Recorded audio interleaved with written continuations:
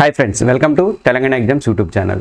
2026 campus placements ఇది కేవలం ఒక ఈవెంట్ కాదు, లక్షల మంది విద్యార్థుల భవిష్యత్తును తేల్చేటువంటి ఒక పెద్ద యుద్ధం. ప్రతి ఏటా ఉండే ఈ పోటీ కన్నా ఈసారి రాబోయే పోటీకి చాలా తేడా అనేది ఉంది. పోటీ చాలా తీవ్రంగా అయితే ఉండబోతుంది. లక్షల మంది ఒకే లక్ష్యం కోసం పరిగెడుతుంటే టాప్ కంపెనీలో ఉద్యోగాలు మాత్రం కొందరికే దక్కుతున్నాయి. అయితే ఇక్కడే ఒక చిన్న ట్విస్ట్ ఉందండి. చాలామంది టాలెంటెడ్ స్టూడెంట్స్, అద్భుతమైన టెక్నికల్ స్కిల్స్ ఉన్నవాళ్ళు కూడా వాళ్ళకి తెలియకుండానే కొన్ని చిన్న చిన్న తప్పులు చేసి చేతికొచ్చినటువంటి గోల్డెన్ ఆపర్చునిటీని మిస్ చేసుకుంటున్నారు. టాలెంట్ మొత్తం ఉండి కూడా ఇంటర్వ్యూ రూమ్ డోర్ కూడా కొట్టలేకపోతున్నారు. ఈరోజు మనం ఆ 5 ఘోరమైనటువంటి తప్పులు ఏంటో చర్చిద్దాం. వాటిని ఎలా అధిగమించి ఓవర్కమ్ చేసి మీ డ్రీమ్ కంపెనీలో ప్లేస్మెంట్ ఎలా కొట్టాలో ప్రాక్టికల్ టిప్స్తో మనం తెలుసుకుందాం. నాతో పాటు ఈ వీడియోలో చివరి వరకు ఉండండి. ఈ వీడియో అయ్యేసరికి మీకు ప్లేస్మెంట్స్ మీద భయం పోయి మీ చేతిలో ఒక క్లియర్ రోడ్ మ్యాప్ అయితే ఉంటుంది. ఇంకా మన తెలంగాణ ఎగ్జామ్స్ యూట్యూబ్ ఛానల్ ఎవరైనా సబ్స్క్రైబ్ చేసుకోకపోతే దయచేసి సబ్స్క్రైబ్ చేసుకుని ఆ పక్కనే ఉన్నటువంటి బెల్ ఐకాన్ కూడా ప్రెస్ చేయండి. మిస్టేక్ నెంబర్ 1, పునాదులను గాలికి వదిలేయడం. అంటే ఆప్టిట్యూడ్ కానీ కోడింగ్ బేసిక్స్ని లైట్ తీసుకోవడం. మొదటిది చాలామంది చేసేటువంటి అతిపెద్ద తప్పు ఏంటంటే పునాదుల్ని గాలికి వదిలేయటం అంట. ఆప్టిట్యూడ్ కానీ కోడింగ్ ఫండమెంటల్స్ను చాలా తేలిగ్గా తీసుకుంటారు. ప్రాబ్లం ఏంటంటే స్టూడెంట్స్ అందరూ కూడా మిషన్ లెర్నింగ్, ఏఐ లాంటి ఫ్యాన్సీ టెక్నాలజీ మీద పడతారు, కానీ బేసిక్స్ని పట్టించుకోరు. ఒక్క విషయం గుర్తుపెట్టుకోండి, మీరు టీసీఎస్ కానీ, ఇన్ఫోసిస్ కానీ, గూగుల్ కానీ, విప్రో కానీ ఇలా ఏ కంపెనీకి వెళ్ళినా కానీ మిమ్మల్ని ఫిల్టర్ చేసేటువంటి మొదటి రౌండ్ ఆన్లైన్ టెస్ట్.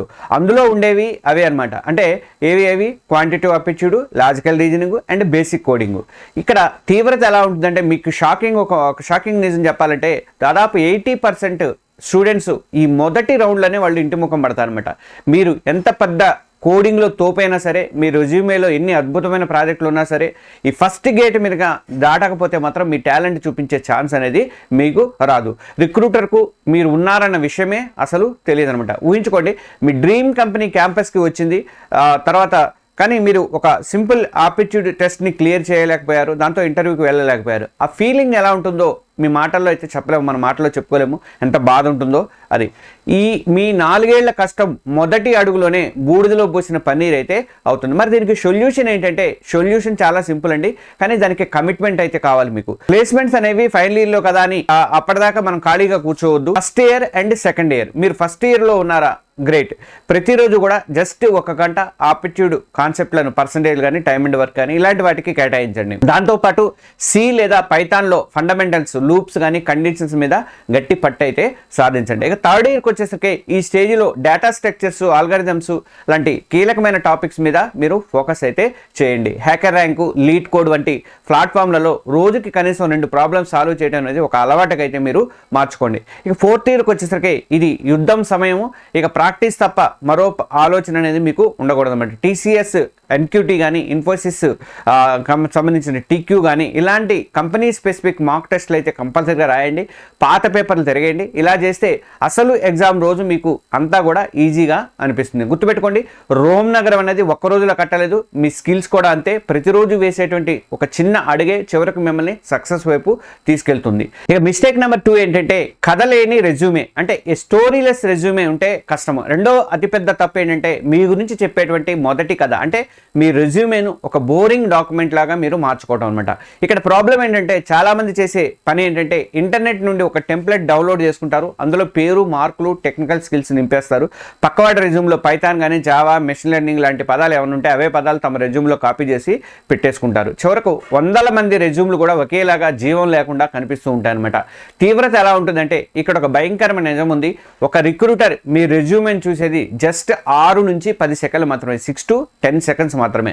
ఆ 10 సెకండ్లలో మీరు ఇంప్రెస్ చేయలేకపోతే మీ రెజ్యూమే నేరుగా డస్ట్బిన్లోకి వెళ్ళిపోతుంది. అంతకంటే ముందు మీ రెజ్యూమే ఒక అప్లికెంట్ ట్రాకింగ్ సిస్టమ్, అంటే ఏటీఎస్ అనే సాఫ్ట్వేర్ని, ఆ సాఫ్ట్వేర్ ఫిల్టర్ని కూడా మీరు దాటాల్సి ఉంటుంది. అంటే సరైనటువంటి కీవర్డ్స్, ఫార్మాట్ లేకపోతే మీ రెజ్యూమే మనిషి కంటికి కూడా కనపడకుండా రిజెక్ట్ అవుతూ ఉంటుంది. మీ కథ చెప్పాల్సినటువంటి రెజ్యూమే అలా మౌనంగా ఓడిపోయే అవకాశం అయితే మీరు ఇవ్వద్దు.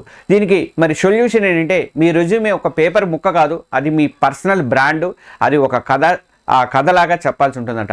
మీ కథని ఒక కథలాగా చెప్పాలి. ప్రతి మాటకు కూడా రుజువు ఉండాలి. అంటే ఐ నో పైథాన్ అని రాయొద్దు, దాని బదులు పైథాన్ బ్యూటిఫుల్ సోప్ ఉపయోగించి ఒక 10 ఈ కామర్స్ వెబ్సైట్ నుంచి డేటాను సేకరించి విశ్లేషించడానికి ఒక వెబ్ స్క్రాపర్ని డెవలప్ చేశాను అని రాయండి. ఇది మీ స్కిల్ని చేసి చూపిస్తుంది అనమాట. ఇక ప్రాజెక్టులే మీ హీరోలు అండి. ప్రతి ప్రాజెక్టులు కూడా మీ ప్రాజెక్టులన్నీ కూడా మీ రెజ్యూమేకి ప్రాణము. ప్రతి ప్రాజెక్ట్ను కూడా ప్రాబ్లం యాక్షన్ రిజల్ట్ అంటే సమస్య చర్య ఫలితము ఈ ఫార్మాట్లో చెప్పండి. ఏ సమస్యను మీరు పరిష్కరించారు, మీరు ఏం చేశారు, దాని ఫలితం ఏమొచ్చింది. ఉదాహరణకు ఇమేజ్లను ఆప్టిమైజ్ చేసి లేజీ లోడింగ్ ఇంప్లిమెంట్ చేయడం ద్వారా వెబ్సైట్ లోడింగ్ టైంని మీరు 30% తగ్గించాను. ఇలా నంబర్స్తో మాట్లాడండి.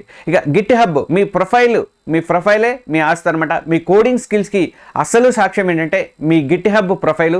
మీరు చేసే ప్రతి చిన్న ప్రాజెక్టు అక్కడ అప్డేట్ అయితే చేయండి. మీ రెజ్యూమేలో గిట్ హబ్ లింక్ని ప్రముఖంగా పెట్టండి. ఇది మీ మీద నమ్మకాన్ని అమాంతం పెంచుతుంది. ఇక ఒకే రెజ్యూమో అన్నింటికీ వద్దు. మీరు అప్లై చేస్తున్న జాబ్ డిస్క్రిప్షన్ బట్టి మీ రెజ్యూమేలో చిన్న చిన్న మార్పులు అయితే చేయండి. ఇది చాలా ముఖ్యము. మీ రెజ్యూమే చూశాక రిక్రూటర్ వావ్ ఈ అబ్బాయి అమ్మాయిలో చాలా విషయం ఉంది, మాట్లాడాలి అని అనిపించాలి. అదే మీ గోల్ అనమాట. నీకు చిన్న ఉదాహరణ చెప్తా. నేను మనకి మా ఛానల్లో రావాలని చెప్పి న్యూస్ ఛానల్ కోసం అని చెప్పేసి అప్లై చేయండి అని చెప్పాం కదా. వాళ్ళు దేనికి అప్లై చేస్తున్నారో తెలియకుండా వాళ్ళ దగ్గర ఉన్నటువంటి బీటెక్ వాళ్ళు కూడా అప్లై చేశారు. వాళ్ళ ప్రాజెక్టులు అవి ఇవి రాశారు. అవన్నీ మాకు అవసరం లేదు కదా. అలా కొంచెం చూడండి, మీరు దేనికి అప్లై చేస్తున్నారు చూసి దాన్ని బట్టి మీ రెజ్యూమేని ఇవ్వండి. ఇక మిస్టేక్ నెంబర్ 3 ఏంటంటే కాపీ పేస్ట్ ప్రాజెక్టులు కానీ అంటే నకిలీ ఇంటర్న్షిప్లు పెట్టొద్దు. మూడో తప్పు ఏంటంటే చాలామంది అమాయకంగా చేసేది ఇదే అనమాట. యూట్యూబ్ ట్యూటోరియల్స్లో చూసి చేసినటువంటి జొమాటో, నెట్ఫ్లిక్స్ క్లోన్ ప్రాజెక్టులతో కేవలం సర్టిఫికేట్ కోసం చేసినటువంటి ఇంటర్న్షిప్తో ప్రొఫైల్ నింపేయొద్దు. ఇక్కడ ప్రాబ్లం ఏమవుతుందంటే ఇది ఇప్పుడు చాలా కామన్ అయిపోయింది. ఎవరో చేసినటువంటి ప్రాజెక్ట్ని కాపీ కొట్టి దాన్నే తమ ఫైనల్ ఇయర్ ప్రాజెక్ట్గా చూపించడం, లేదంటే నెల రోజులు ఆఫీస్కి వెళ్ళొచ్చి ఏమీ నేర్చుకోకుండా ఒక ఇంటర్న్షిప్ సర్టిఫికేట్ తెచ్చుకోవడం, ఇవి చాలా ప్రాబ్లం అనమాట. మరి దీని తీవ్రత ఎలా ఉంటుంది? ఇంటర్వ్యూ ప్యానెల్లో కూర్చునే వాళ్ళకి ఏళ్ల తరబడి అనుభవం ఉంటుంది. వాళ్ళు వేల మందిని చూసి ఉంటారు. మీరు ఒక క్లోన్ ప్రాజెక్ట్ గురించి చెప్పడం మొదలు పెట్టగానే వాళ్ళకు లైట్ వెలుగుతుంది అనమాట. వాళ్ళు మిమ్మల్ని సూటిగా ఒకే ఒక ప్రశ్న అడుగుతారు. ఈ ప్రాజెక్ట్లో మీరు ఫేస్ చేసినటువంటి అతిపెద్ద టెక్నికల్ ఛాలెంజ్ ఏంటి అని, దాన్ని ఎలా సాల్వ్ చేశారు అని చెప్పేసారు. లేదంటే ఈ ప్రాజెక్ట్లో మీరు ఓన్ ఐడియా ఏంటి, కాపీ కొట్టిన వాళ్ళ దగ్గర ఈ ప్రశ్నలకు సమాధానం అనేది ఉండదన్నమాట. అక్కడే మీరు దొరికిపోతారు. మీ మీద ఇతను సొంతంగా ఆలోచించలేడు, కేవలం కాపీ కొడతాడనే నెగిటివ్ ముద్ర ఆ స్టాంప్ అయితే పడిపోతుంది అనమాట. ఇక శాంసంగ్ R&D కానీ గూగుల్ లాంటి కంపెనీలు జనరేటివ్ AI లాంటి కొత్త టెక్నాలజీ మీద పనిచేసిన వాళ్ళని వెతుకుతున్నాయి. అలాంటి చోట ఈ క్లోన్ ప్రాజెక్టులు అయితే అస్సలు పనిచేయండి. మరి దీనికి సొల్యూషన్ ఏంటంటే ఒరిజినాలిటీని చూపించండి. నిజ జీవిత సమస్యలను టార్గెట్ చేయండి. అంటే మీ చుట్టూ చూడండి. మీ కాలేజీ లైబ్రరీలో పుస్తకాలు మేనేజ్ చేయడం కష్టంగా ఉందా, దానికోసం ఒక చిన్న యాప్ తయారు చేయండి. అలాగే హాస్టల్ మెస్ ఫీడ్బ్యాక్ సిస్టమ్ సరిగా పనిచేయట్లేదా, దానికోసం ఒక పోర్టల్ క్రియేట్ చేయండి. ప్రాజెక్ట్ చిన్నదైనా సరే అది మీ సొంత ఆలోచన అయితే దాని విలువ వేరుగా ఉంటుందండి. ఇక ఇంటర్న్షిప్ను సీరియస్గా చేయండి. స్టైఫండ్ వస్తుందా లేదా, కంపెనీ చిన్నదా పెద్దదా, ఇట్లాంటి ఆలోచనలు పెట్టుకోవద్దు. ఎక్కడ నేర్చుకోవడానికి స్కోప్ ఉందో అక్కడ చేరండి. ఒకే ప్రాజెక్టు మీద 8 నుంచి 12 వారాలు పనిచేసే అవకాశం అయితే వెతుక్కోండి. మీరు చేసిన పనిని మీ డాక్యుమెంట్ చేసుకోండి. ఆ అనుభవమే మీకు ఇంటర్వ్యూలో మిమ్మల్ని కాపాడుతుంది అనమాట. 10 చిన్న ప్రాజెక్టుల కన్నా కూడా ఒక పెద్ద ప్రాజెక్ట్ అనేది మేలు అనమాట. 10 అసంపూర్ణ ప్రాజెక్టుల కన్నా కూడా ఒక పూర్తి స్థాయి చక్కగా చేసినటువంటి డాక్యుమెంట్ చేసినటువంటి ప్రాజెక్ట్ చాలా బెటర్. దాని గురించి మీరు గంట సేపు మాట్లాడగలిగేలాగా ప్రిపేర్ అయితే అవ్వండి. ఒక్క నిమిషం, 4వ పాయింట్కి వెళ్ళే ముందు మీకు చిన్న మాట. ఇప్పటిదాకా మనం మాట్లాడుకున్నటువంటి విషయాలన్నీ కూడా మీకు కనెక్ట్ అవుతున్నాయా? మీ ప్రిపరేషన్లో మీరు కూడా ఇలాంటి పొరపాట్లే చేస్తున్నారా? అయితే ఇప్పుడే ఈ వీడియోకి ఒక లైక్ కొట్టండి. మీరు లైక్ చేస్తే ఈ వీడియో మీలాంటి వాళ్ళకి అందరికీ కూడా విద్యార్థులకి చేరుస్తుంది. ఎమ్మటమ్మటే లైక్ చేస్తుంటే యూట్యూబ్ ఇదేదో బాగున్నట్టుందని చెప్పేసి స్టూడెంట్స్కి సిఫార్సు చేయడానికి అవకాశం ఉంటుంది. అలాగే ఇలాంటి కెరీర్ గైడెన్స్ వీడియోల కోసము మన తెలంగాణ ఎగ్జామ్స్ యూట్యూబ్ ఛానల్ని తప్పకుండా సబ్స్క్రైబ్ చేసుకోండి. ఇక 4వ తప్పు ఏంటనేది చూద్దాం ఒకసారి. మిస్టేక్ నెంబర్ 4, టెక్నికల్ స్కిల్స్ చాలు అనే భ్రమ. అంటే సాఫ్ట్ స్కిల్స్ని మీరు వదిలేయడం. 4వ తప్పు ఏంటంటే టెక్నికల్గా చాలా స్ట్రాంగ్గా ఉండే స్టూడెంట్స్ కూడా చేసేది నాకు కోడింగ్ వస్తే చాలు ఉద్యోగం అదే వస్తుంది అనే భ్రమలో బతకడం అనమాట. అంటే కమ్యూనికేషన్ స్కిల్స్ని పూర్తిగా గాలికి వదిలేయడం కూడా డేంజర్ అనమాట. మరి ప్రాబ్లం ఎలా అంటే చాలామంది తమ టైం అంతా కూడా కోడింగ్ టెక్నికల్ సబ్జెక్టుల మీద పెడతారు. గ్రూప్ డిస్కషన్స్ అంటేనే భయం వేస్తూ ఉంటుంది. ప్రజెంటేషన్ ఇవ్వాలంటే వణుకు పుడుతూ ఉంటుంది. HR ఇంటర్వ్యూ ప్రశ్నలు చూసి చాలా తేలికగా ఉన్నా కూడా తేలికగా తీసుకుంటారు. అన్న నా ఇంగ్లీష్ అంతంత మాత్రమే, నేను మాట్లాడలేను అని ముందే చేతులు ఎత్తేస్తారు. తీవ్రత ఎలా ఉంటుందంటే ఇక్కడ ఒక నిజం మీరు ఒప్పుకోవాలి. కంపెనీ మిమ్మల్ని కేవలం కోడ్ రాయడానికి పెట్టుకోదు, మీరు ఒక టీంతో కలిసి పనిచేయాల్సి ఉంటుంది. మీ ఐడియాలని మీ టీమ్మేట్స్, మేనేజర్కి, కొన్నిసార్లు క్లయింట్స్కి కూడా అర్థమయ్యేలాగా చెప్పాల్సి ఉంటుంది. మీకు ప్రపంచంలో ఉన్న అన్ని కోడింగ్ లాంగ్వేజ్లు రావచ్చు, కానీ మీ ఐడియాని ఎదుటి వాళ్ళకి ఎక్స్ప్లెయిన్ చేయలేకపోతే ఆ స్కిల్స్ అన్నీ కూడా బూడిదలో పోసిన పన్నీరు అయితే వేస్ట్ అవుతాయి. ఇక జీడీలో మీరు సైలెంట్గా కూర్చుంటే ఈ అబ్బాయి లేదంటే ఈ అమ్మాయి టీంలో పనిచేయడానికి సెట్ అవ్వరు అని చెప్పేసి ఒక మార్క్ అయితే ముద్ర అయితే మీ మీద వేసేస్తారు. హెచ్ఆర్ ఇంటర్వ్యూలో మీ వీక్నెస్ ఏంటి అని అడిగితే నాకు కోపం ఎక్కువ, ఇలాంటి రొటీన్ సమాధానం చెప్పొద్దండి, మీలో మెచ్యూరిటీ లేదని చెప్పేసి వాళ్ళు ఫిక్స్ అవుతారు అనమాట. టెక్నికల్ రౌండ్స్ అన్నీ క్లియర్ చేసిన తర్వాత చివరి హెచ్ఆర్ రౌండ్లో రిజెక్ట్ అయిన వాళ్ళు కూడా వేలల్లో ఉన్నారన్నమాట. ఇక దీనికి పరిష్కారం ఏంటంటే టెక్నికల్ స్కిల్స్ ఎంత ముఖ్యమో సాఫ్ట్ స్కిల్స్ కూడా అంతే ఇంపార్టెంట్ అనమాట. ప్రాక్టీస్ అండి. కమ్యూనికేషన్ అనేది సైకిల్ తొక్కడం లాంటిది. మొదట భయం వేసినా కూడా తొక్కగా అలవాటు అయిపోతుంటుంది. మీ ఫ్రెండ్స్తో ఒక గ్రూప్ని ఫామ్ చేసుకోండి, ప్రతివారం కూడా జీడీలు పెట్టుకోండి. అలాగే అద్దమే మీ బెస్ట్ ఫ్రెండ్ అండి. కామన్ ఇంటర్వ్యూ ప్రశ్నలకు సమాధానాలు మీరు అద్దం ముందు నిలబడి ప్రాక్టీస్ చేయండి. మిమ్మల్ని మీరు రికార్డ్ చేసుకొని మీ బాడీ లాంగ్వేజ్ ఎలా ఉందో చెక్ చేసుకోండి. అలాగే మాక్ ఇంటర్వ్యూలు అంటే ఇప్పుడు చాలా ప్లాట్ఫామ్స్ వచ్చాయి, అవి మీకు మాక్ ఇంటర్వ్యూలు పెట్టి మీ కమ్యూనికేషన్ కాన్ఫిడెన్స్ మీద డీటెయిల్డ్ ఫీడ్బ్యాక్ అయితే ఇస్తున్నాయి. కనీసం ఒక 10 సెషన్లు అటెండ్ అయితే అవ్వండి దానికి. ఇక కాలేజీలో యాక్టివిటీస్లో దూకేయండి. మీ కాలేజీలో జరిగినటువంటి టెక్ ఫెస్ట్లు కానీ కల్చరల్ ఈవెంట్స్లో కానీ వాలంటీర్గా చేరండి, ప్రజెంటేషన్లు ఇవ్వండి.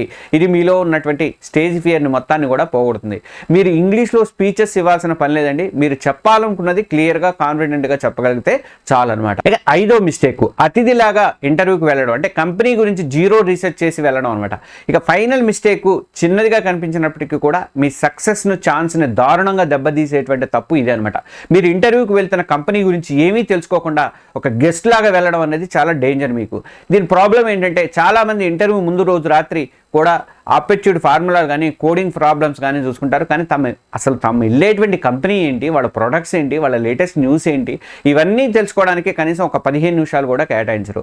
దీని తీవ్రత ఎలా ఉంటుందంటే ఇంటర్వ్యూ చివరిలో ప్రతి ఇంటర్వ్యూర్ కూడా అడిగేటువంటి ఒక కామన్ ప్రశ్న ఏంటంటే, do you have any questions for us? ఆ టైంలో మీరు శాలరీ ఎంత ఇస్తారు, ఆఫీస్ టైమింగ్స్ ఏంటి అని అడిగినా లేదా ఏమీ లేవు సార్ అని చెప్పినా కానీ అక్కడితో మీ గేమ్ అనేది ఓవర్ అవుతుందన్నమాట. ఎందుకంటే అది మీకు ఆ జాబ్ మీద ఆసక్తి లేదని, ఏదో ఒక జాబ్ వస్తే చాలు అనే ఒక యాటిట్యూడ్ని వాళ్ళకి కనిపిస్తూ ఉంటుందన్నమాట. మీరు ఆ కంపెనీని ఒక ఆప్షన్గా మాత్రమే చూస్తున్నారని వాళ్ళకైతే తెలిసిపోతుంది. ఏ కంపెనీ కూడా అలాంటి వాళ్ళని తీసుకోవడానికి ఇంట్రెస్ట్ అయితే చూపదు. మరి దీనికి సొల్యూషన్ ఏంటంటే హోంవర్క్ చేయండి. అంటే ఇంటర్వ్యూ అంటే ఎగ్జామ్ కాదు, అది ఒక ప్రొఫెషనల్ మీటింగ్ అని గుర్తుపెట్టుకోండి. కంపెనీ వెబ్సైట్ని జల్లెడబట్టండి. అంటే కంపెనీ వెబ్సైట్ని ఓపెన్ చేసి అబౌట్ అస్ కానీ, కెరీర్స్ కానీ, ప్రొడక్ట్స్ కానీ, ప్రెస్ రిలీజెస్ కానీ ఇలాంటి సెక్షన్లన్నీ కూడా పూర్తిగా చదవండి.